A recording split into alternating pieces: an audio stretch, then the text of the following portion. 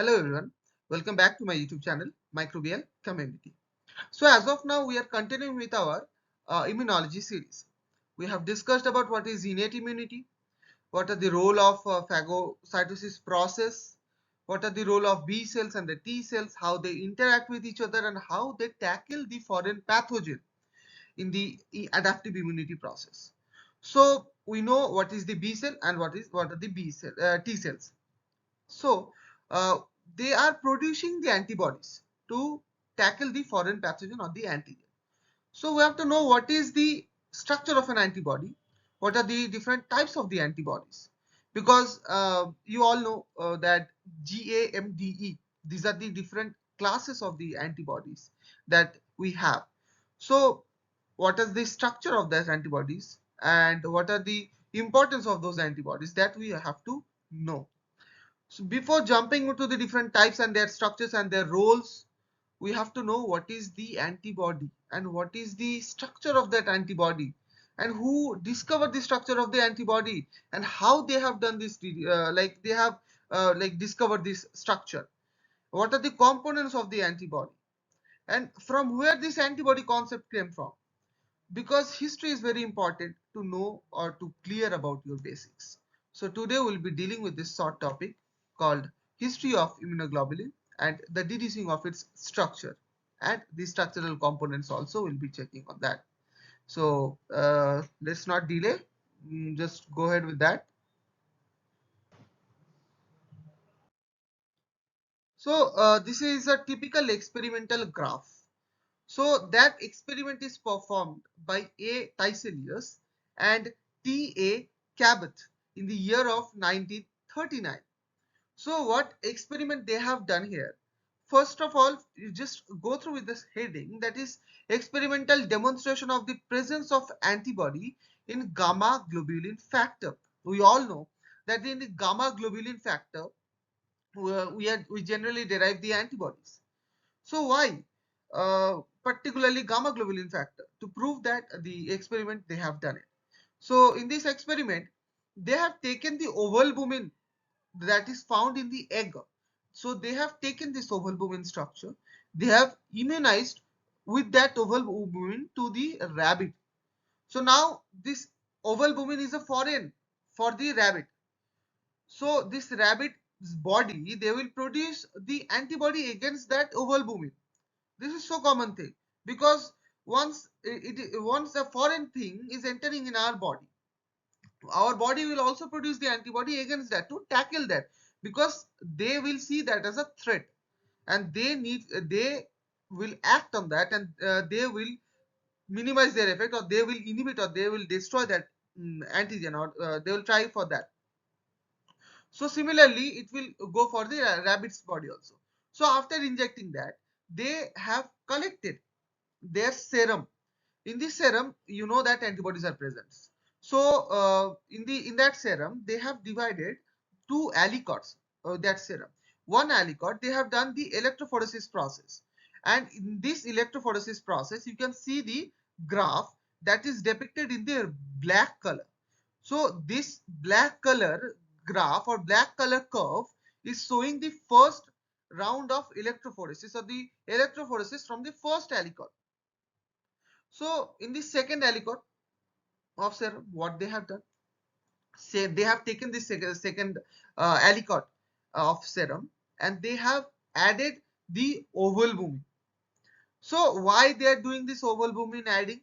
Because we have the antibody against ovalbumin in the serum.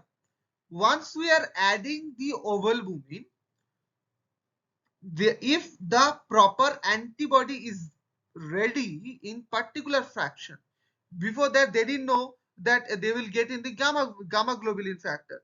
So if the albumin is producing the like antibody, or if alpha and the beta fragment is producing the antibody, it will go and it will bind to the ovalbumin, and then the precipitation will occur.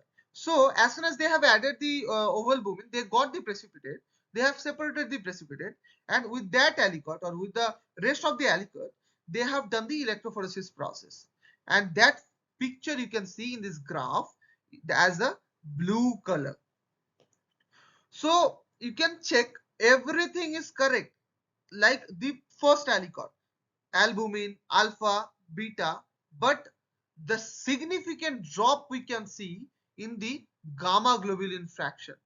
Because so with this experiment, what you can say that gamma globulin fraction, uh, this is having the antibody, and that antibody it is reacting with the ovalbumin as an antigen, and that leads to the formation of a precipitate.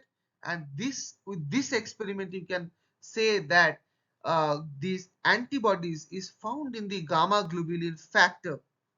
So this is how the scientists they have deduced about this theory, and this is about the first experiment that they have used or they have followed for the antibody structures or and for presence of an antibody. Next we'll be seeing the antibody structure. So here in this slide you can see this is a typical structure of antibody. So it looks like a confusing structure, but don't get confused with that. See, you can see one long chain, one short chain. So these short chains, they are all polypeptide chains. They have different or a huge amount of the amino acids present in that.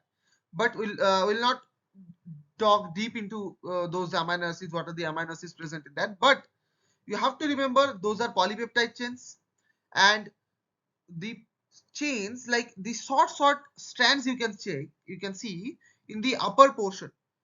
So these short strands they are called light chain. You can check the marking also. And the long chain that has top and the bottom both part, that is called as a heavy chain. And these are also polypeptide chains. And see this light chain they are having 25,000 molecular weight, 25,000, and the heavy chain they are having the 50,000 molecular weight. So because of their structure obviously, and there are different types of the heavy chain, and the different isotopes or sorry isotypes of the heavy chain you can see, that is the mu, then gamma, then alpha, then delta, then epsilon. And there are two different types of the kappa, light chain, that is the kappa chain and the lambda chain. So what is the what is this, and what are the types of that, and like why we are saying these different names. So we'll be talking about this in detail in my upcoming videos, but as of now I can say this heavy chain, it's nothing but the gamma. Gamma is a different types of immunoglobulin like IgG, IgA, IgM, IgD, IgE. So it's a very simple trick to remember. That's gamma. So for mu M, for delta D, for alpha A, and for gamma G, and for epsilon E. So like it's like that. So you can remember like that. So the top portion is the C. You can see the V, H, V, L. This is written. So V is nothing but the variable region, and C is the constant. So why we are segregating as a variable? So in that variable region, this region is generally responsible for the antigen binding. You can see in the diagram also. And the constant regions, they are responsible for the biological activity. So first, this antibody they needs to go and they needs to bind onto a certain antigen to for their action. So that binding it happens in that antigen binding region. So this antigen binding region they have the CDR region also. CDR, what is CDR? Is the complement determining region. So there will be different kinds of the antigens and different amino acid compositions of the antigens. So this particular antibody they needs to like complement with those antigens for their proper binding. So that is the reason it is called as the complement determining region. maybe I'm giving you the near about the amino acid number, that is 110 amino acids, total 110 amino acids is present in that region. So this variable region is very important. We'll be talking about different types of immunoglobulins and their roles, as well as the isotypes, like the idiotypes, isotypes, different forms of the antibodies is there. In the idiotype, we'll be seeing that due to the variance, or due to the different amino acid compositions, or of the variable region, the antibodies are capable of binding to the different antigens. So this is one of the important thing you have to know about this antibody structure.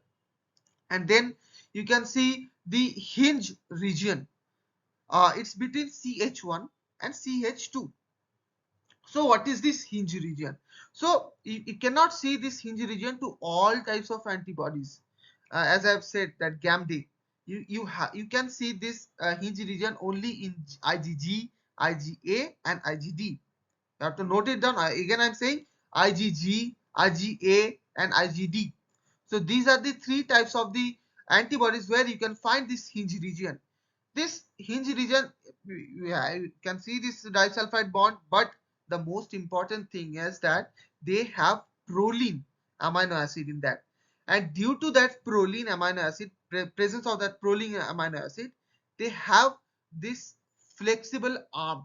Their arm is very flexible, so that it can bind to in different orientation, like this. It can bind to the different orientation, and it's very flexible, so that if the antigen is a little bit far away, it can also bend and it can bind over there, and the antibody can do its proper action. So that is the significance of this hinge region. And you can see the amino terminal end and the carboxyl terminal end. They're all these structures, they are interlinked with the disulfide bonds. So this disulfide bonds are the bonds that makes the antibody structure very rigid structure. And this structure, importance of this structure, you all know that it will bind to the antigen, it will degrade the antigen. And later on we'll be seeing different types of the antibody structures. So this is about, in general, what is the antibody structure, and what is the composition, or what are the type, like components we can see in a particular antibody structure. Now in the next slide we'll be seeing that why this antibody structure, like how who discovered these antibody structures, or how can you deduce the antibody structures in details, we'll be seeing in that.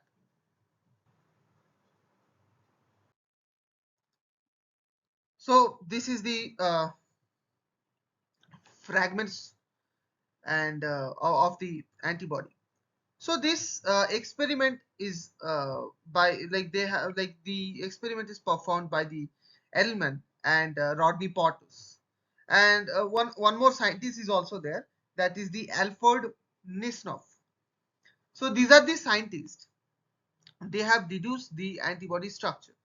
So we have already seen the antibody structure, but we have to, like, before that, before like proper construction of a general antibody structure, we didn't know that this heavy chain gene is there, or heavy chain region is there, light chain region is there, and what are their organization, what is the, like, why FC region is present in which orientation, it is present in the downward or the upward, and like where the fragment of antigen binding region is present. So these scientists, they helped us to deduce this antibody structure. So what they have done, so they have collected the serum from an immunized individuals, or like animal obviously, and then they have taken the gamma globulin factors, and after that they have done the several experiments. So as you can see, pepsin digestion and papain digestion. This pepsin digestion is performed by Alfred Nesloff, as I've already said. So pepsin digestion, why he has done pepsin digestion, and why the papain digestion? So in general structure, you can see the disulfides bonds are there, as well as the fragment of antigen binding, and the Fc region is also there. So what this papain enzyme it will do, it will go and it will cleave the fragment in the like just above the hinge region. Okay. So what will be getting? Fragment of antigen binding. So though just remember, as I've already discussed in the earlier slide, that fragment of antigen binding will be the top portion, top variable regions. That is the heavy chain and the light chain region genes. These will be the top regions. So now we are baking at this position, so it will be cleaved. So we'll be getting only these two. So these two will be the fragment of antigen binding. So FAB, we say FAB2, and one FC region will be getting. And we'll obviously we'll do the electrophoresis, we'll check the what is the molecular weight of that, and we can compare. Next is the pepsin digestion.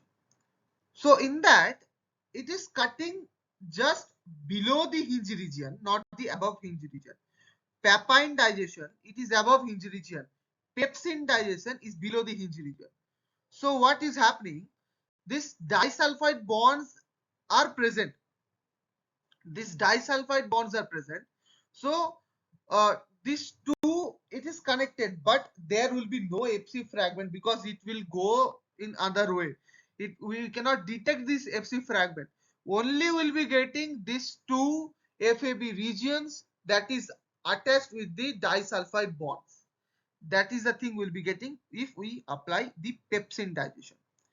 And finally, beta mercaptoethanol. What is the role of beta mercaptoethanol? It will digest all these disulfide bonds. And you all know that this disulfide bond is present throughout the antibody structure. So this disulfide bonds is getting cleaved, and we'll be getting the exact fragments. That is the heavy chain and the light chain region. With the electrophoresis, we can easily check the molecular weight. As I've said that the 50,000 and 25,000 molecular weight, with this experiment they can easily say, or they have deduced the exact molecular weight of this heavy chain and the light chain region. Now we know that heavy chain and light chain region is there, but the still one problem is there.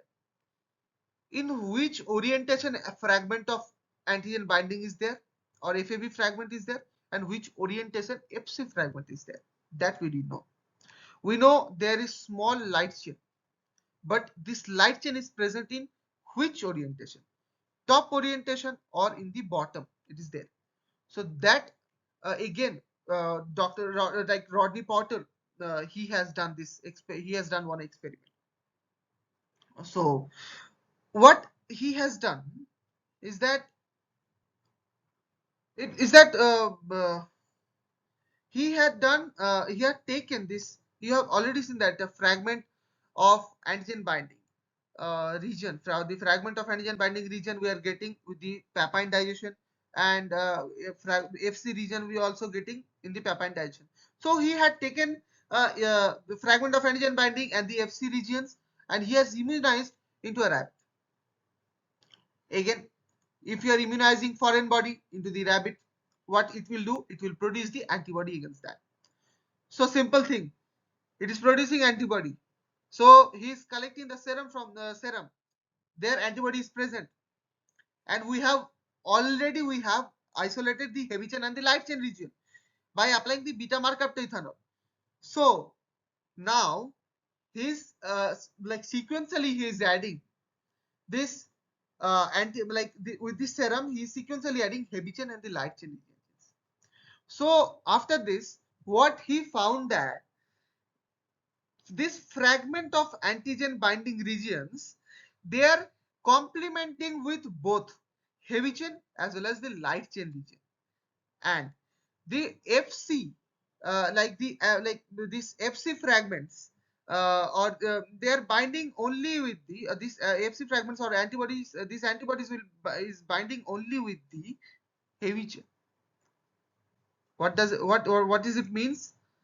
It's nothing but fragment of antigen binding. It is having both light chain and the heavy chain genes and or the regions, and Fc region it is having the heavy chain genes only, because it is complementing with the only heavy chain. Like their antibodies, it is complementing with only the heavy chain. And fragment of antigen binding, their antibody it is complementing with heavy chain as well as the light chain. So with this experiment, they can easily say what is the antibody structure, and fragment of antigen binding region composed of which components, which chains, and Fc fragment is component like it is composed of which chains. So this is about the structure, like deducing the structure, and these are the references I have used for this preparation of this video. And thank you guys for watching this video. If you have any question, do let me know in the comments, and do like, share and subscribe, and spread love. God bless. Thank you.